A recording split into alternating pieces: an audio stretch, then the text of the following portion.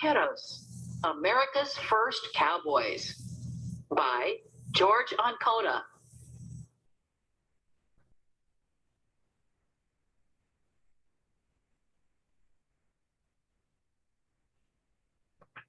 Imagine, 500 years ago, there were no cows or horses in North and South America.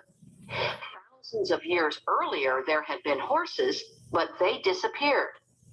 Since there were no cows, there were no cowboys. Of course, today there are cowboys. It is all because of Christopher Columbus. The journeys. After his voyage to the Americas in 1492, Christopher Columbus returned to Spain. He told the Spanish king and queen of the riches to be found in the paradise he discovered. He described the native people who lived there. The royal couple agreed to more voyages. They needed gold to help pay for their expanding empire. The following year, Columbus returned to the West Indies. He brought 17 ships loaded with over 1,000 settlers, horses, and cattle. The ships dropped anchor at an island they named Hispaniola. Today, the island is shared by Haiti and the Dominican Republic. For the next 25 years, Spanish ships sailed in and out of Hispaniola. The Spaniards explored and conquered the nearby islands. The native islanders were enslaved. Thousands died of smallpox, a terrible disease for which they had no resistance. As the islanders disappeared, they were replaced by the settlers and their animals.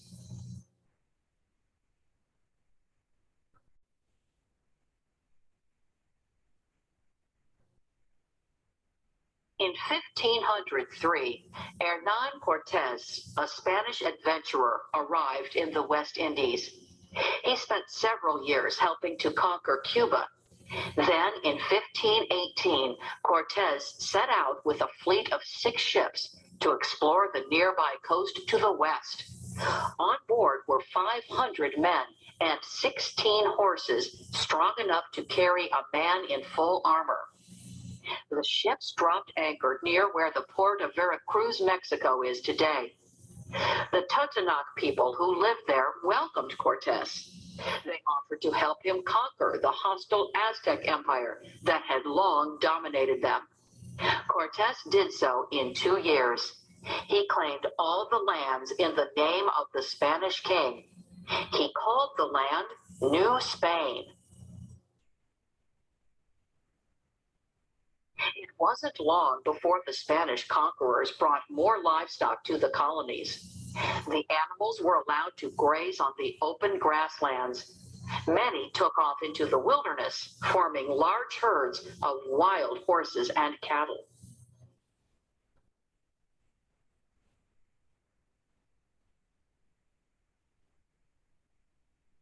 The expanding colony. The Spanish king rewarded Cortés and his soldiers with gifts of land. Throughout New Spain, they built ranches called haciendas and prospered. Accompanying the soldiers and settlers were Catholic missionaries. They had come to convert the native people. They moved north, building missions and churches along the California coast, extending the lands of New Spain. In 1540, Francisco Vázquez de Coronado organized an expedition into the northern territories.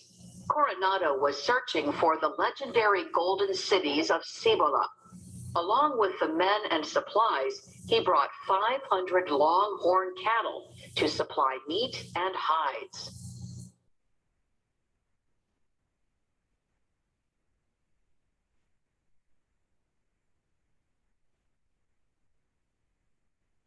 The expedition never found the city of gold. However, it did introduce the first longhorns to what is now the American Southwest. From those first 500 longhorns, 10 million had spread across the Texas plains by the 1800s. The soldiers and priests of New Spain were already acquainted with raising cattle in Spain. Many were skilled horsemen. Even so, they needed help in rounding up the livestock on their sprawling lands. At that time, it was against the law for any native person to ride a horse. But the ranchers and priests needed help. They taught the native converts to ride and use the lasso, or lasso, a looped rope. These men who worked with horses and cattle were called Vaqueros. In Spanish, the word means cowmen. With the Vaqueros, a new culture took root in the West. It lives on today.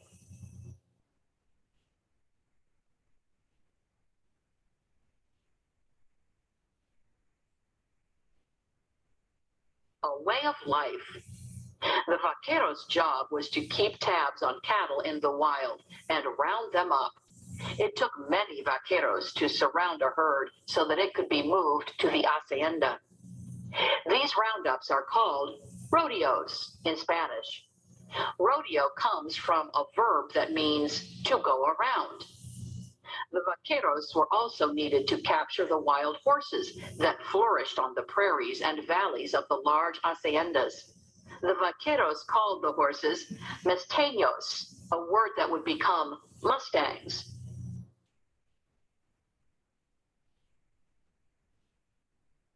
Vaqueros spent most of their lives in the saddle, riding hard in all kinds of weather. At night, they sat around the fire where they cooked their meals. They told stories and sang songs about their lives. Then they rolled up into their ponchos to sleep.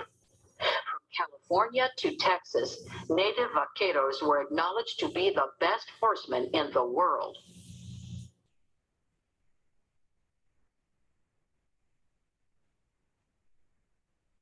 Doing the job.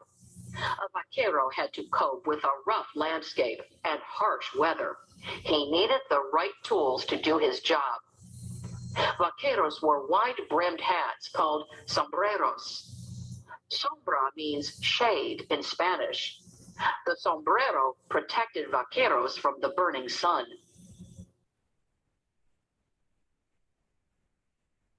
A vaquero also wore chaparreras, or chaps. These were leather leggings worn over trousers. They protected the vaquero from cactus, thickets of wild brush, and rope burns. The horses belonged to the owner of the hacienda. The vaquero, however, owned the saddle that he put on the horse. The saddle had to be comfortable for both horse and rider. The vaquero's feet slid into two wooden stirrups that hung from the saddle. The vaquero's most trusted tool was his lasso, also known as the lariat. Often, a vaquero would have to gallop after a runaway steer. He would toss the loop of the lariat around the steer's horns, neck, or foot. Then he would wrap the rope around his saddle horn and rein in his horse. This would hold the steer or bring it to the ground. Once the herds were together, they calmed down and began to graze. Mounted vaqueros would separate the calves from their mothers to brand them with the hacienda's mark.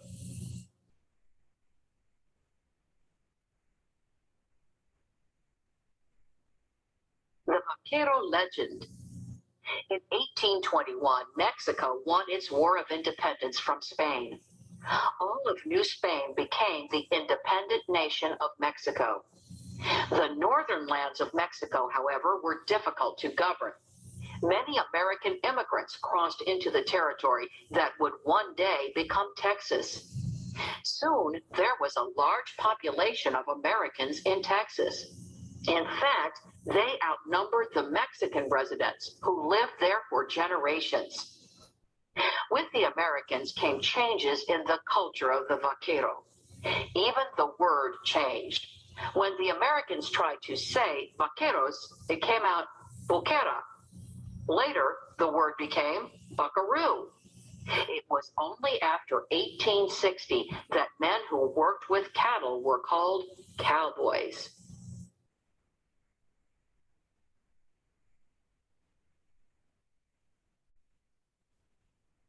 In 1836, Texas declared itself independent from Mexico. 9 years later, it joined the United States. Then, in 1847, Mexico lost a war with the U.S. As a result, it lost its northern lands. They would become the states of California, Nevada, Utah, and parts of Arizona, New Mexico, Colorado, and Wyoming. After the end of the Civil War, the Vaqueros were joined by freed slaves and young men from the East. These newcomers wanted a new life in the wide open spaces. They had to learn what the Vaqueros had been doing for centuries. The large ranches needed many men to manage the huge herds of cattle on the vast prairies. Cattle drives would take weeks to travel from ranches to railroads. From there, the cattle traveled to the markets in eastern and western cities. The invention of barbed wire made it possible to build fences to keep cattle in pastures. The vaquero was not needed to ride the wide open spaces. Long cattle drives became unnecessary. The decline of the vaquero began. Yet the vaqueros' traditions did not fade from the American imagination. At the turn of the century, the cowboy became the hero of the West. Books, magazine stories, and the early movies featured the brave exploits of the American cowboy.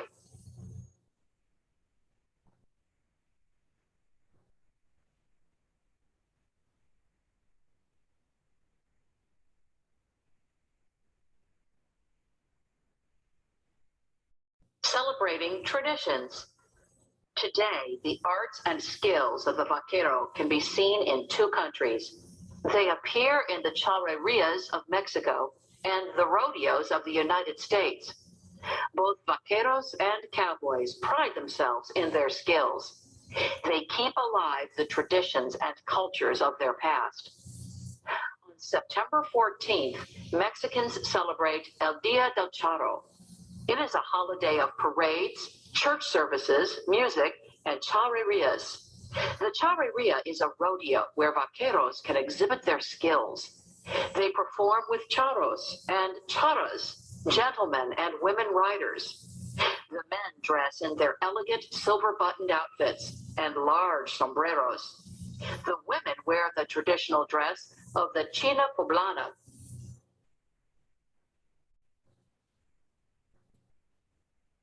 Many of the events performed in rodeos and charrerias are similar. Both may include riding a bucking horse or bull and getting thrown off, for example. But like the first vaqueros, the riders are ready. There is an old saying in the corrals. It goes, "There's never been a horse that can't be rode. There's never been a cowman who hasn't been throwed." The grammar may not be right, but the idea is pure cowboy.